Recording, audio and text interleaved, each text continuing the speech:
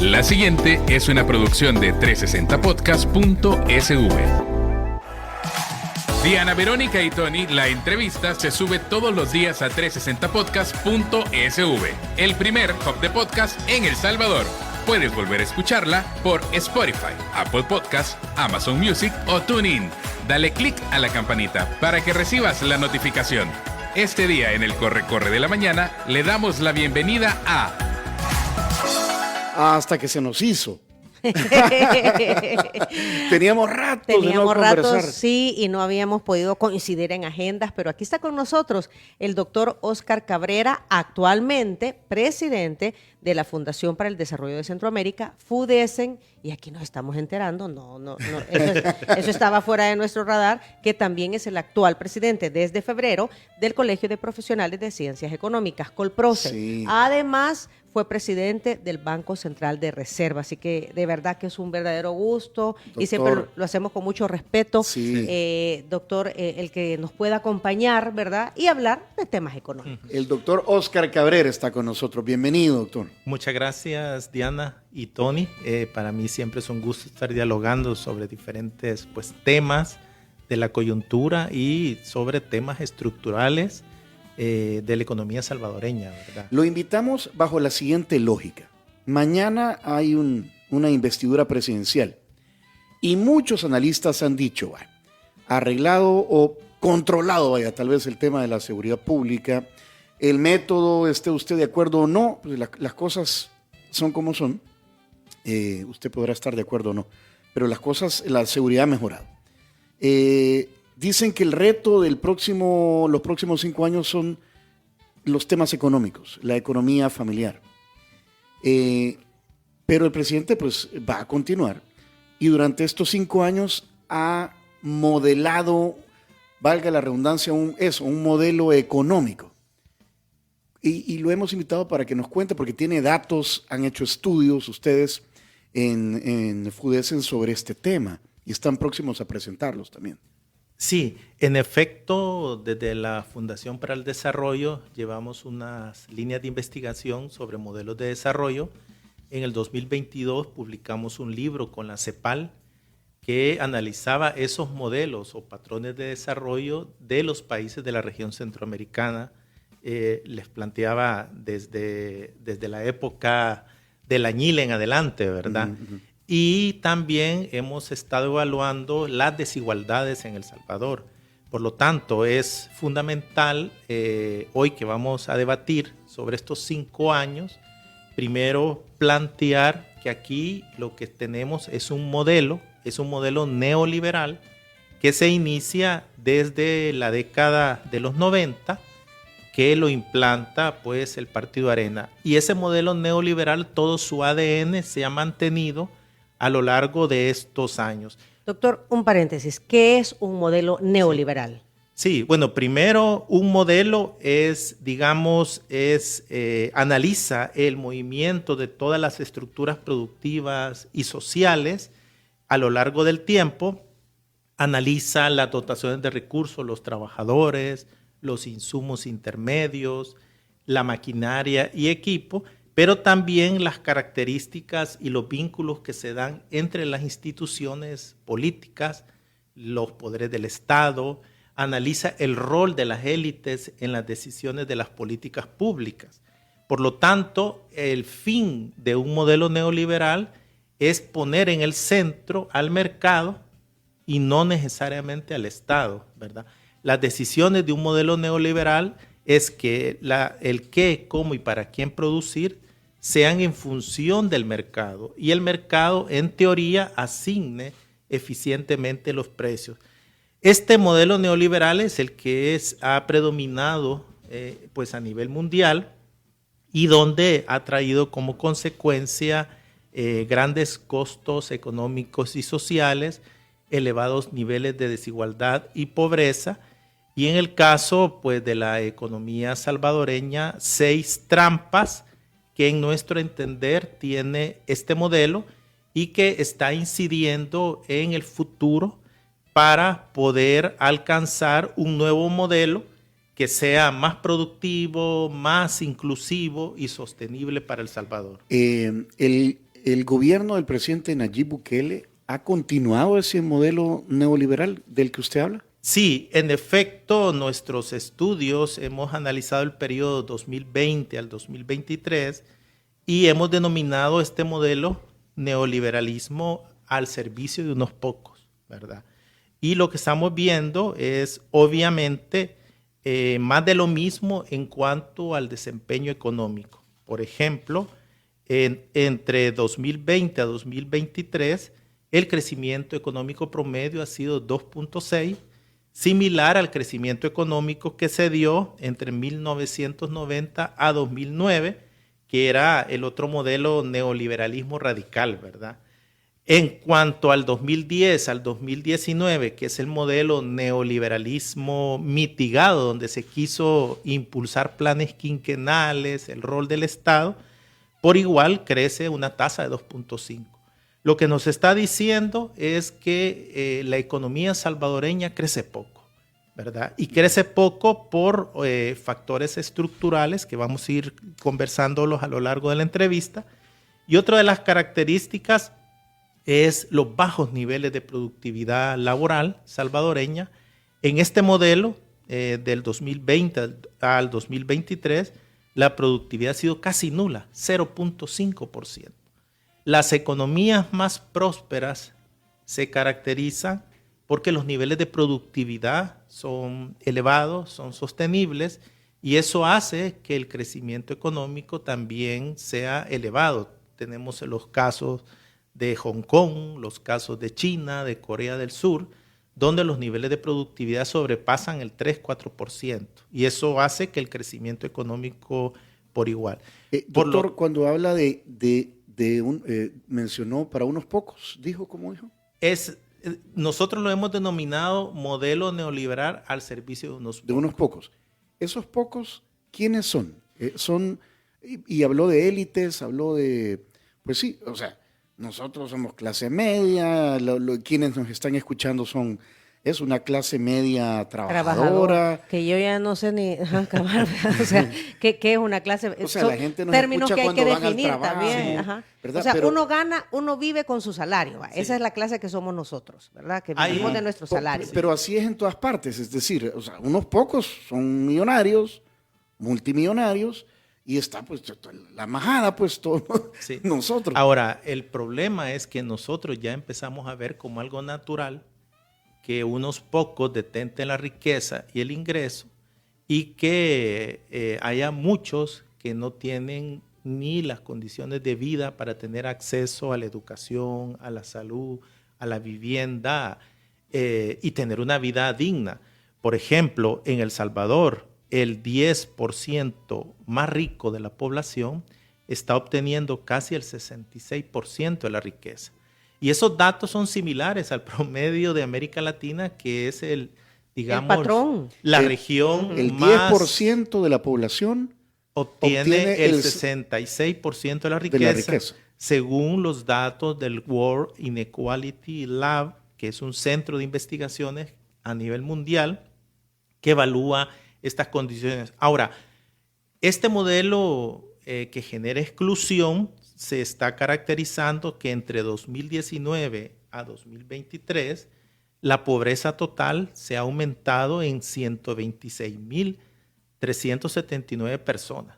En El Salvador. En El Salvador. Y la pobreza extrema se ha aumentado a 220.572 personas. ¿Y esto qué significa? Esto significa una violación a los derechos económicos, sociales y culturales, porque estas más de 126.000 personas pues no tienen acceso a una vida digna, ¿verdad? Doctor, a ver, yo quisiera hacer ahí una pequeña parada técnica porque, a ver, no crecemos lo suficiente como para proveer el beneficio necesario para las grandes mayorías del país.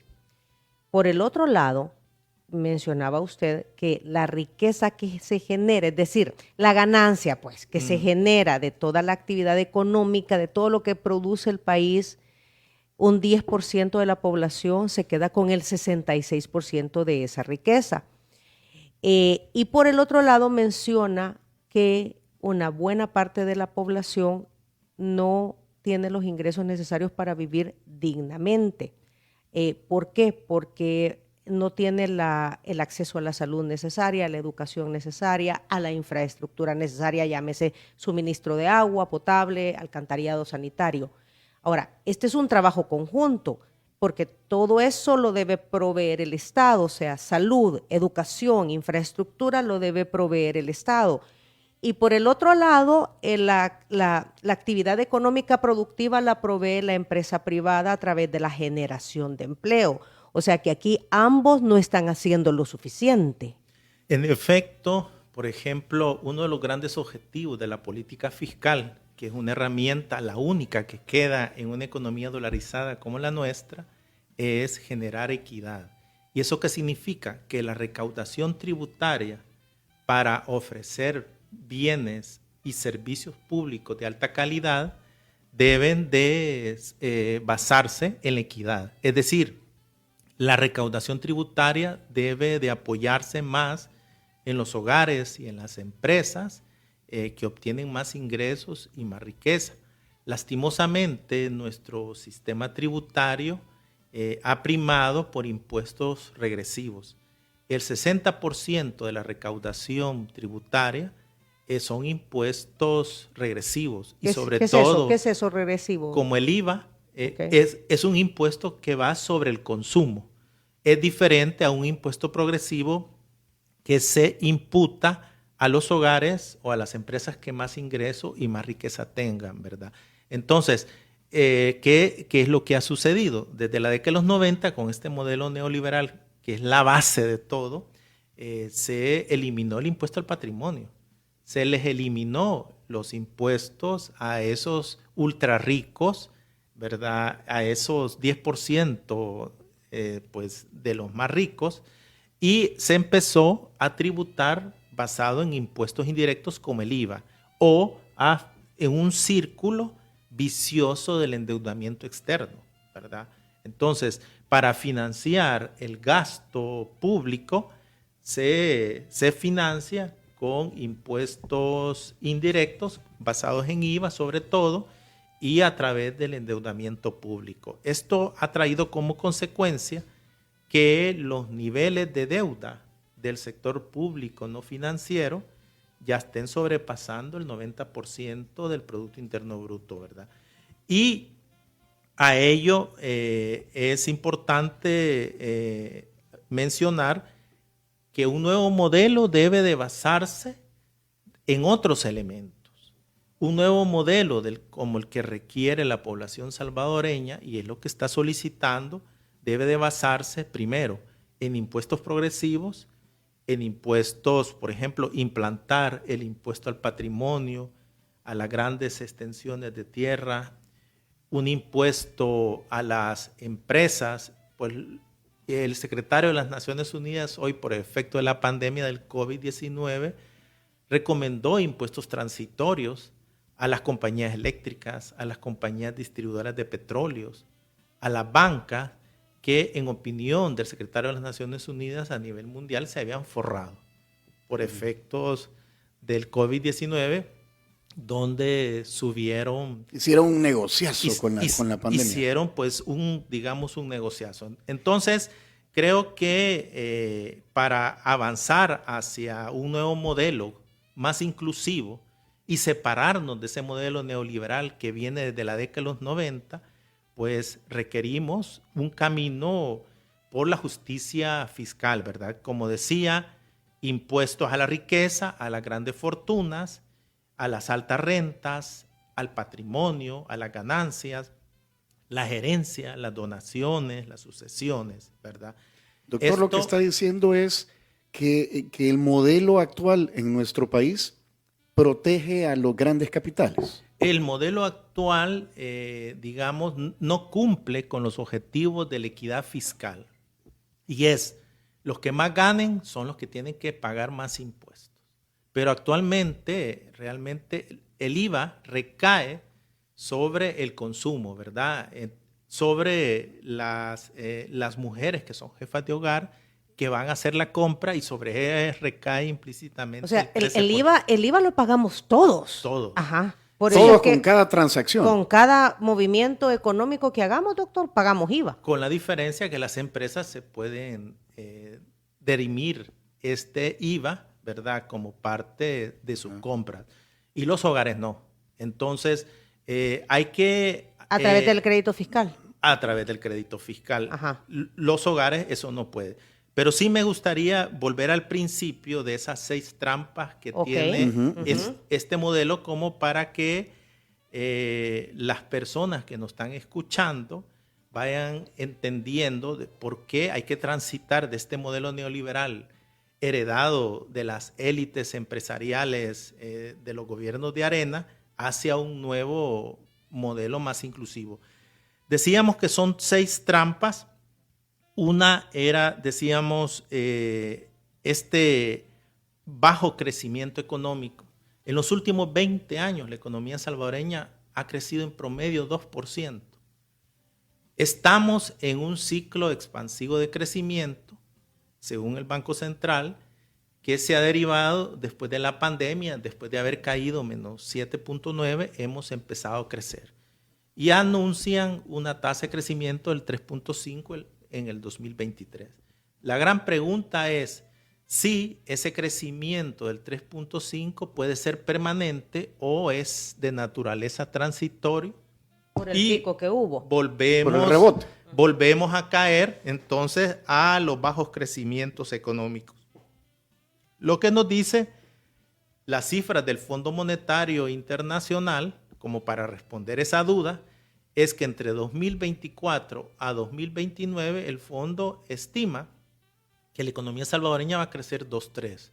O sea, se invalida el hecho de este alto crecimiento como algo permanente. El fondo dice, no, ustedes van a volver a los niveles de crecimiento observados, porque esas son sus capacidades. 2019, doctor. Antes de la pandemia. Sí, a pesar que la violencia y la inseguridad se haya eliminado, el Fondo Monetario sostiene en el reporte de su artículo 4, pero que lastimosamente el gobierno no permitió publicarlo en el 2023, pero dice una hipótesis que es probable que la reducción del costo de la violencia y la inseguridad acelere el crecimiento potencial. Eso lo dijo en febrero de 2023, pero con las cifras que presentó en abril de este año, lo que nos viene a confirmar es, momento, el crecimiento vuelve a los niveles bajos de siempre. Y El Salvador es el país que menos crece en la región centroamericana. Entre 2019 a 2023 hemos crecido 2.5. En contraste, países como República Dominicana crece desde hace 20 años atrás a tasas del 4.4, o el caso de Guatemala, Panamá, a tasas del 3.7%. Ahora, ¿qué es lo que explica por qué no somos capaces de crecer más? Esa es como de las grandes dudas. Mi siguiente pregunta es, ¿un cambio de modelo más equitativo asegura un crecimiento económico? Pues en efecto. Creo que un nuevo modelo lleva ciertas piezas de un rompecabezas que en este momento están faltando. Estamos evaluando el lento crecimiento. Lo que tenemos que hacer es un cambio estructural hacia sectores más intensivos en maquinaria y equipos de mayor complejidad. Y esto no me lo estoy inventando. En el reporte del artículo 4 de 2019, el Fondo Monetario le recomienda a este gobierno mantener la política de diversificación y transformación que se estaba desarrollando desde 2014, porque los resultados eran positivos en términos de mayor productividad laboral, en términos de producir y exportar bienes más complejos, de la canasta de exportaciones, casi un 30% de lo que estaba exportando El Salvador eran bienes complejos, ¿verdad? ¿Y qué son bienes complejos? Llevan ya mayor componente tecnológico. Tecnología. Sí. ¿Quién va a trabajar ahí? Bueno, si no hay nivel de educación. Sí, pero hay un segmento de la población ocupada que ya está trabajando en esas empresas. O sea, hay que hacer crecer ese segmento. Ese hay que crecer y lo recomendaba el fondo. Luego viene OCDE el año pasado, como en marzo, y prepara y expone lo que le llama a él un informe multidimensional de país. Y vuelve a recomendar la necesidad de la transformación productiva y la necesidad de esas políticas industriales que estaban teniendo relativamente éxito. Entonces, creo que un elemento fundamental para que un modelo crezca más y con equidad es que se dé este cambio estructural. Es decir, en El Salvador, más del 65% del Producto Interno Bruto lo aporta a los servicios. Luego vemos que la industria manufacturera aporta apenas un 24%. Y en la parte última, como cola de ratón, va el sector agropecuario con apenas un 4%. Por el lado de la evolución del empleo, vemos que el sector que más genera empleo es el sector servicio. Pero lastimosamente, este sector es el sector de menor productividad laboral. ¿Y por qué? Porque ahí se ubica lo que es el autoempleo, el subempleo, que anda a tasas del 40%. Entonces, este sector servicio hay que renovarlo hacia servicios más intensivos en tecnología, ¿verdad? Servicios avanzados a las empresas, como se le denomina.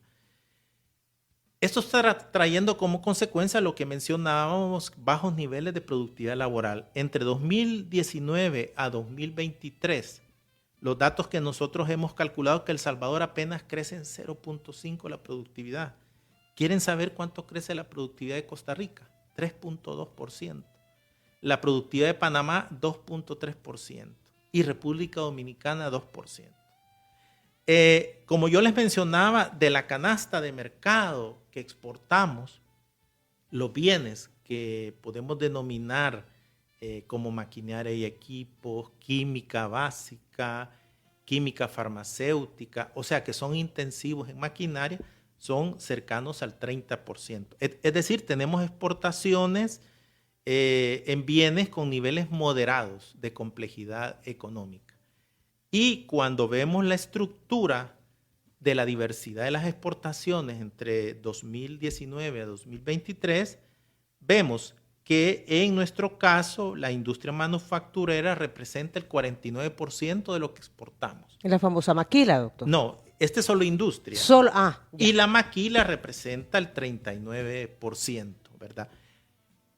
Esta maquila es intensiva en mano de obra, ¿verdad? Está sujeto a los vaivenes de precios, ¿verdad? Y está sujeta a los cambios en los gustos y preferencias de los que compran prendas de vestir, ¿verdad? Y el 2023 lo demostró. Y el 2023 lo hemos visto con las caídas de las exportaciones. De las exportaciones en ese rubro. Ajá. Entonces, volvemos a que nuestro modelo de crecimiento es intensivo en las exportaciones, en maquila, en exportaciones pues agrícolas y obviamente la caña de azúcar. O sea, estamos como atrapados en los 90, dice usted. Estamos atrapados en la década de los 90. Doctor, pero vaya, alguien del gobierno o un diputado de Nuevas Ideas le podría decir, mire, pero acabamos de aprobar hace poco la ley de fomento a la innovación y manufactura de tecnología. Esto, o sea,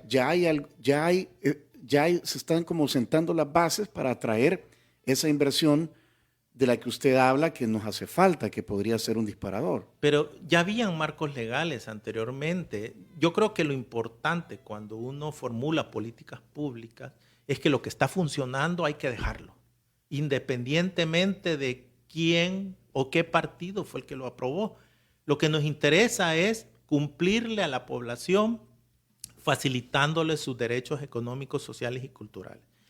Y aparte de eso, hay otra variable que nos está impactando en ese bajo crecimiento económico. ¿Podría un empresario que nos está escuchando, ¿verdad?, de un gran capital, decir, lo que el doctor Cabrera está planteando ahí en la radio es que a mí, que arriesgo mi capital, mis inversiones, que soy empresario, que doy empleo, me quieren poner más impuestos, meter más, que el Estado me meta más la mano en la bolsa?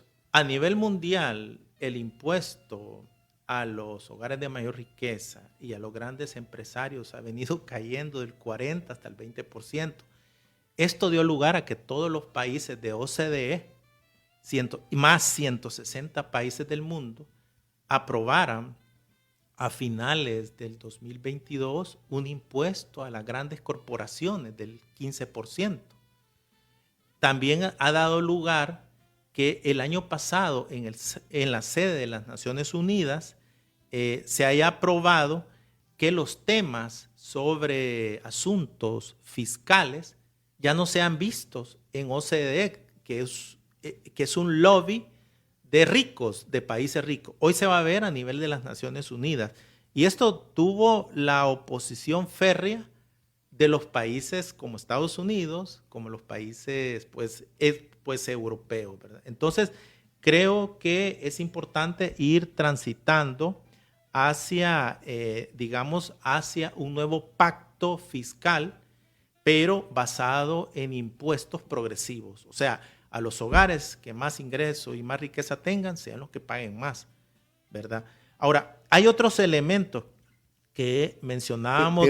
Pero eso como disparador de la economía, o sea, entendería que al fisco le va a entrar más dinero.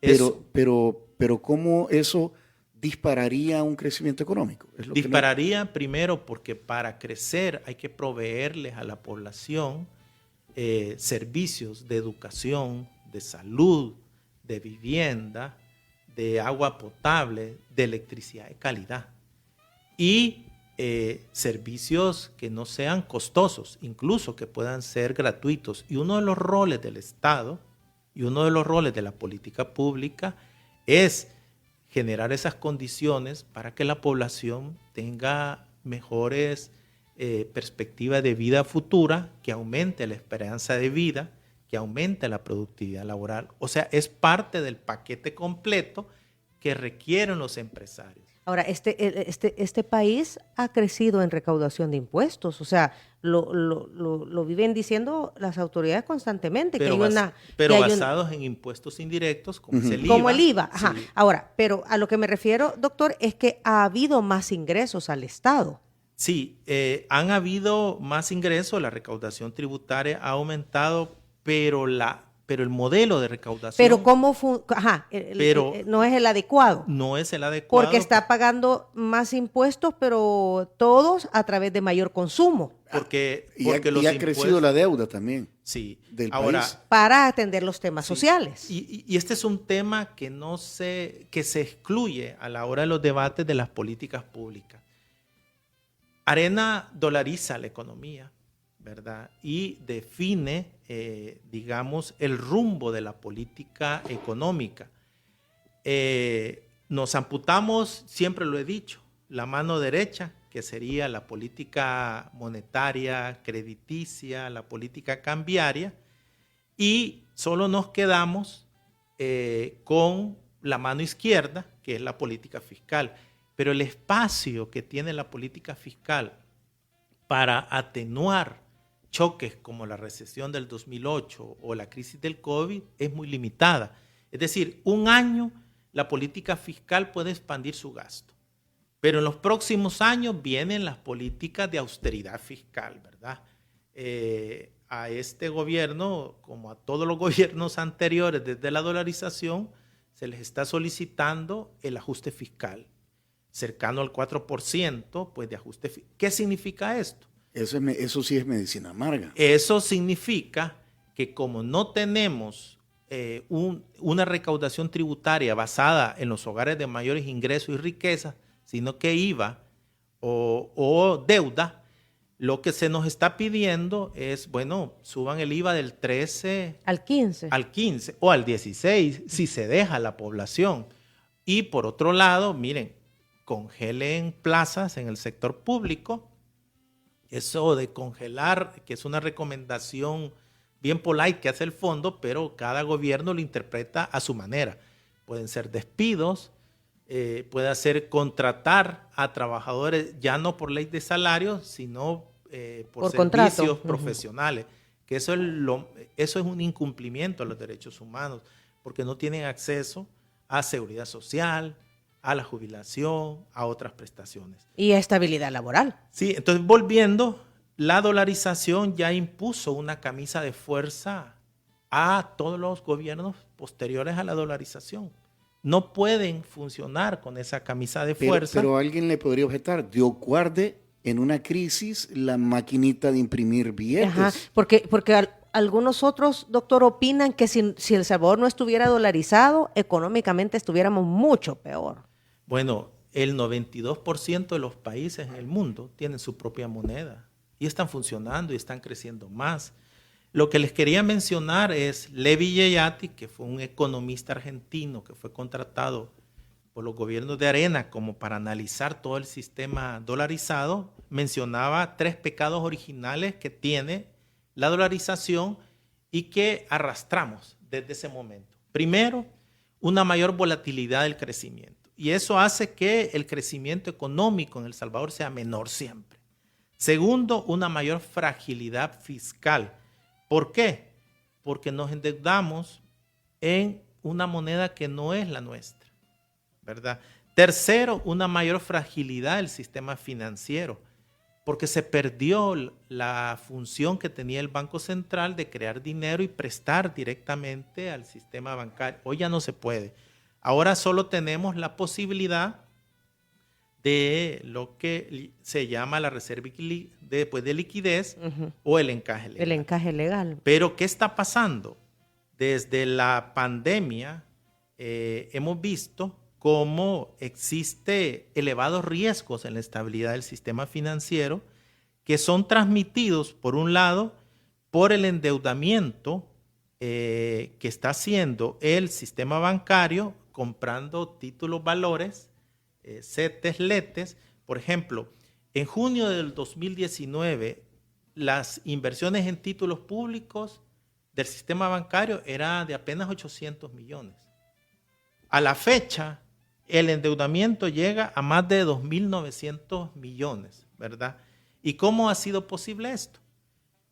Reduciendo la reserva de liquidez, que antes de la pandemia estaba por el 23%, y ahora no llega ni al 11%. O sea, todos esos recursos salieron de esta reserva de liquidez que estaba depositada en el Banco Central, en lugar de fortalecer la intermediación a través del crédito a las empresas, a los hogares, a tasas de interés más bajas.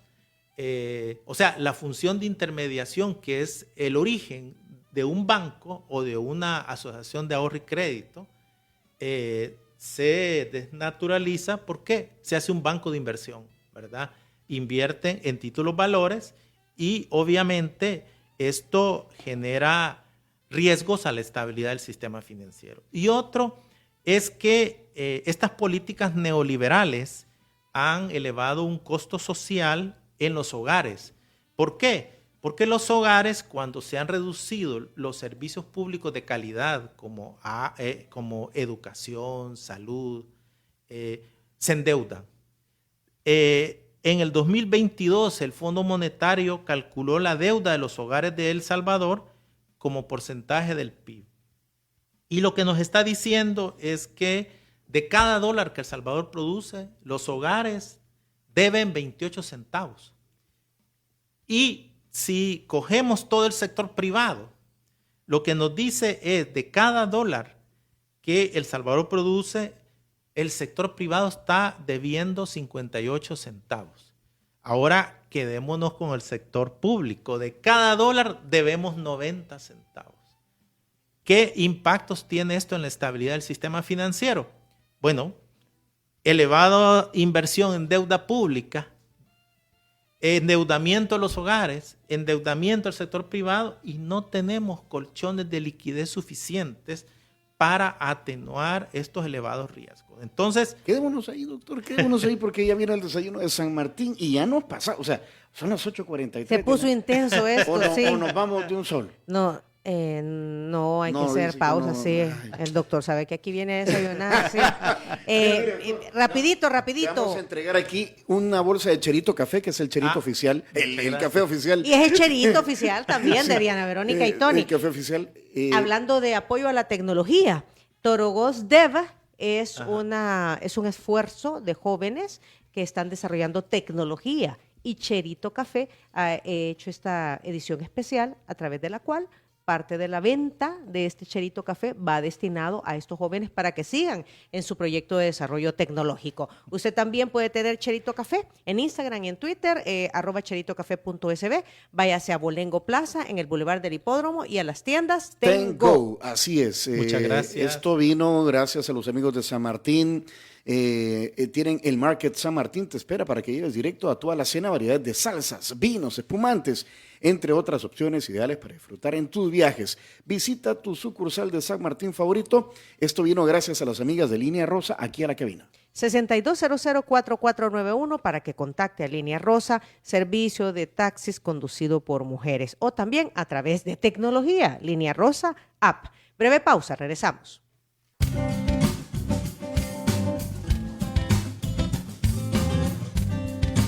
Estamos aquí arreglando el mundo, ¿verdad? Un poquito con el doctor Óscar Cabrera, presidente de la Fundación para el Desarrollo de Centroamérica, FUDECEN, y de Colproce, del Colegio de Profesionales de Ciencias Económicas. De Ciencias Económicas. Mañana, pues, se vuelve a poner la banda al presidente Bukele, doctor, y usted propone un cambio de modelo. ¿Cuáles son las propuestas? ¿Cuál sería el disparador de nuestra economía finalmente? Digamos que son varias piezas de este rompecabezas donde transitemos hacia un modelo con igualdad de oportunidades. Primero es resolver los problemas del bajo crecimiento económico, porque para reducir la deuda, para reducir el déficit fiscal hay que crecer. Y para generar ingresos y salarios acordes a los que requiere la población hay que crecer.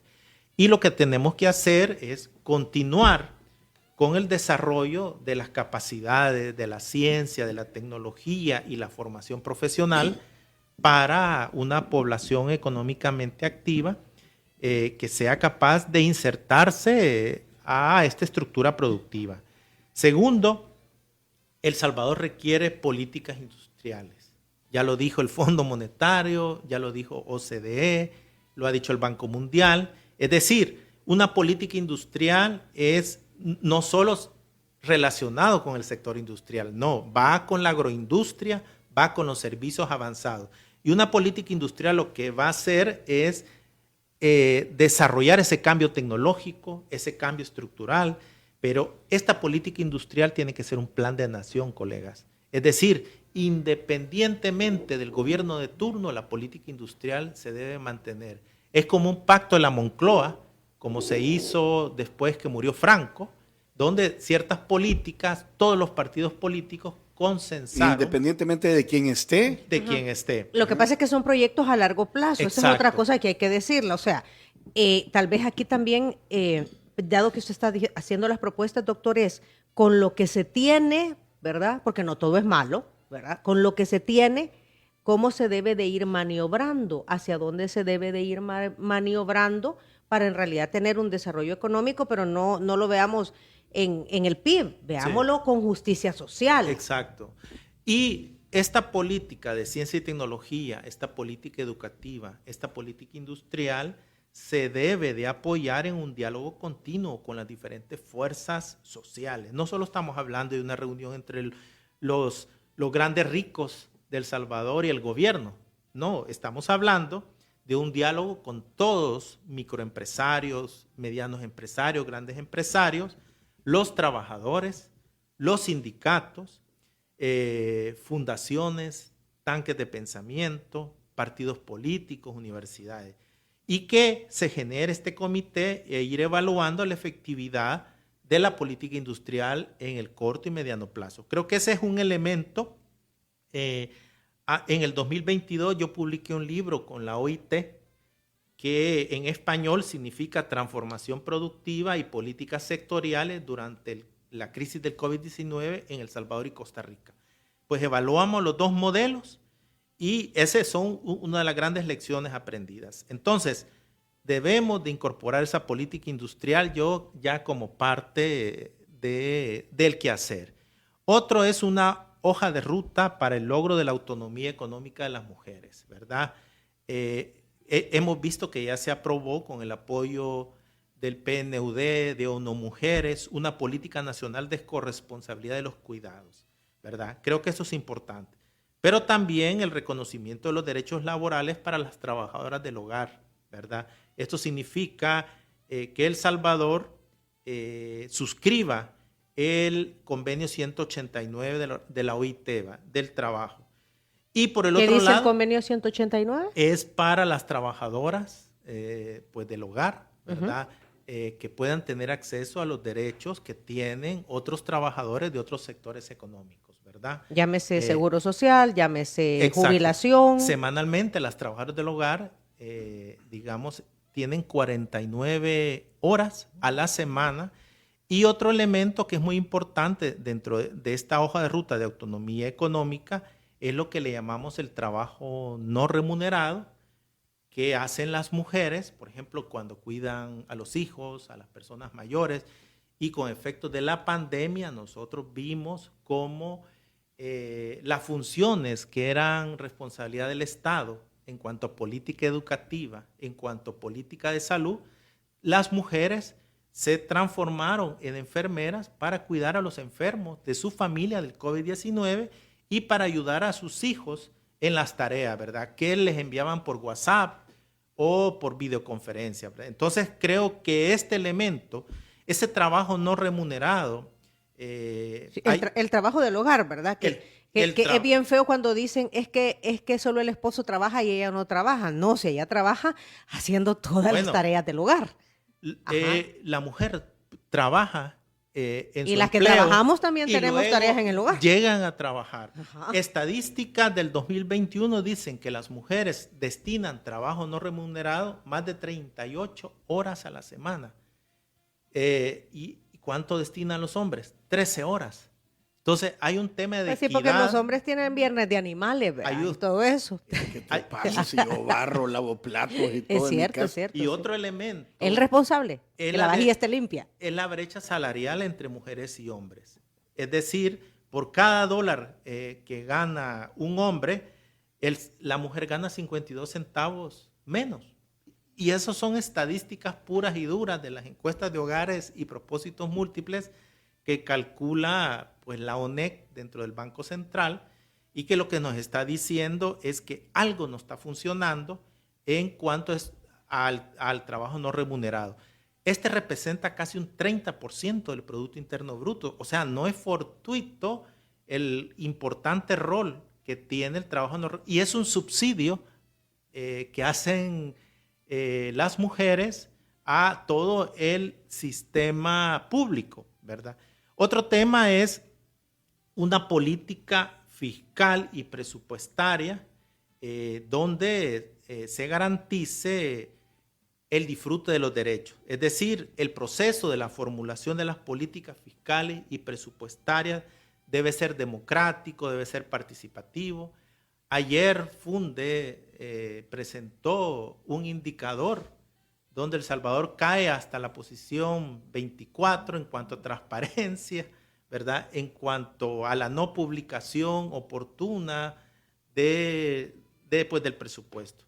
Ahora, esta política fiscal que cumpla con los derechos es trasladarse desde un sistema tributario regresivo a uno más progresivo, con impuestos a la riqueza, a las grandes fortunas que mencionábamos. ¿Qué tipo de impuestos y en qué medida? O sea, esto sería de empezar a estructurar entre el Ministerio de Hacienda, expertos de Naciones Unidas, de OCDE, expertos de las fundaciones sin fin de lucro como FUDESEN, los internos. Dialogando, negociando para hacer una propuesta. Nosotros, como dicen, no venía preparado. ¿Para qué me invitan ustedes, verdad? Nosotros hemos propuesto un impuesto a esos 110 ultra ricos en tramos de patrimonio. Si tienen más de 5 millones de patrimonio, la tasa de impuesto anual sería 1.5. Si el otro tramo es entre 1 millón hasta 4.99 millones, una tasa del 1%. Con esto nosotros creemos que fácilmente... O sea, abajo de 5 millones y arriba de 5 millones. Exacto. Con esto nosotros estimábamos que podíamos recaudar para el impuesto al patrimonio casi 300 millones al año, ¿verdad? Acordémonos, 110 ultra ricos, tienen ¿Qué es un ultra rico, doctor? Un ultra rico son aquellos que tienen una riqueza extrema. Pero ¿a partir de cuánto una...? Pues sí, porque uno tiene sus $100 en el banco, ¿verdad? Pero vaya, un ultra... Cuando ustedes dicen a través de todos estos estudios que en El Salvador existen 110 familias, ¿verdad? Porque entendía que son familias ultra ricas, estamos hablando a partir de qué cantidad de patrimonio. Ajá, sí. Bueno, estos se definen, quiero ver, ¿dónde están? Los ultra ricos tienen más de $5 millones en adelante, ¿verdad? De patrimonio. De patrimonio. ¿Qué es un patrimonio, doctor? Patrimonio es, por ejemplo, depósitos, títulos, valores, por ejemplo, casas, bienes muebles, ¿verdad? Empresas. Acciones de empresas. Acciones de empresas. Sí. Obras de arte. Sí. Eso es, Pero eso es el patrimonio. Entonces, estos 110 familias ultra ricas son las que tienen de 5 millones de dólares. ¿Son 110 personas o 110 familias? Son 110 personas que tienen una riqueza estimada por UBS y WellEx de 9.7 mil millones de dólares. Ahora, esa riqueza no significa que toda esté en El Salvador, ¿verdad? La mayoría pueden estar en paraísos fiscales, ¿verdad? Entonces, esto es importante que se vaya pues evaluando. WellEx publicó, digamos, el año pasado un informe de la evasión fiscal que se está dando en los países del mundo, y la sorpresa es que El Salvador es el país de América Latina donde la evasión fiscal va a ser mayor. Es casi el 20% del presupuesto de la salud. Son 226 millones que estiman que cada año se van a estar evadiendo y yéndose a los paraísos fiscales. O sea, que ese dinero no ingresa al país, o lo sacan del país, perdón. Lo sacan a paraísos fiscales. Vaya, pero vaya, una familia que tiene una empresa puede invertir en otros países y eso está bien. Ajá. O sea, eso no, o sea, si tiene la capacidad. Néstor López dice aquí, por 1 millón me salvé. Porque, pues sí, soy una empresa que tengo diversidad de empresas y puedo invertir en el resto de Centroamérica, por decirle algo. Eso está bien. Eso no es sacar dinero del país, ¿o estoy equivocada? No, al contrario. Por ejemplo, si usted su riqueza se la lleva a un paraíso fiscal, eso significa que usted no está cumpliendo con uno de los objetivos de la cohesión social que se le exige a una persona. Pero eso es decir, paraíso fiscal, es otra cosa. Es otra cosa. Sí. Ajá. No, yo digo, vaya, yo tengo hoteles, y tengo hoteles en El Salvador, pero también estoy abriendo hotel en Nicaragua, en Guatemala, en Costa Rica. Eso es invertir en el resto del territorio. Y pagará los impuestos y voy a pagar impuestos en cada país. Eso depende. Sin embargo, aquí es donde viene la letra pequeña. Si El Salvador no se acoge al principio de renta mundial, que es lo que se está tratando, que por ejemplo, si este empresario es salvadoreño, aunque esté invirtiendo en Colombia, el pago de los impuestos tiene que venir a El Salvador.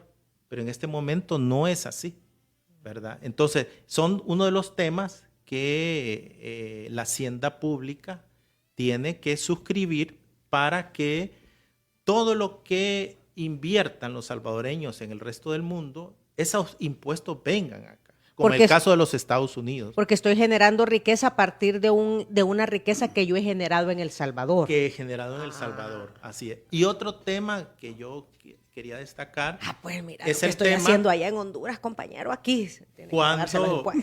Cuando estos ultra ricos en Roatán deciden no pagar impuestos en El Salvador porque a criterio de ellos son altos, se van a un paraíso fiscal donde los impuestos son bien bajos. En los últimos 3 años. Y eso no es justo. La riqueza conjunta de 5 hombres en el mundo es 405 mil millones de dólares. Esto equivale a lo que produjo Colombia, Argentina y Uruguay en un año en particular. Esto contrasta con 4.800 millones de personas que han empobrecido desde la pandemia del COVID-19. ¿Es o no un sistema desigual? Sí, no, vivimos en una sociedad de contrastes. Doctor, pero la clase media sí nos han aumentado los impuestos, porque ahora, por ejemplo, cuando uno hace la declaración de la renta, paga más. O sea, los que tenemos un trabajo y que vivimos de un salario, pagamos más. Este es el tema, por eso decimos, de revisar el sistema tributario actual, que lo hemos definido como regresivo, porque está penalizando más a los asalariados, está penalizando más a los hogares, ¿verdad? Y movernos hacia un sistema basado en que quien tenga más ingreso y más riqueza sea el que pague, ¿verdad? Ahora, eso no es fácil. Recordemos que hay lobbies empresariales que van a estar a través de esas puertas giratorias que tienen en los congresos, incidiendo para que no se haga eso bajo la lógica. Si me ponen impuestos, yo ya no voy a invertir. No es, esto se ha desmistificado, ¿verdad? Y digamos, a la larga, yo creo que es fundamental el ir evaluando cómo transitar hacia una política fiscal que le genere a la hacienda pública recursos para proveer servicios de alta calidad, ¿verdad?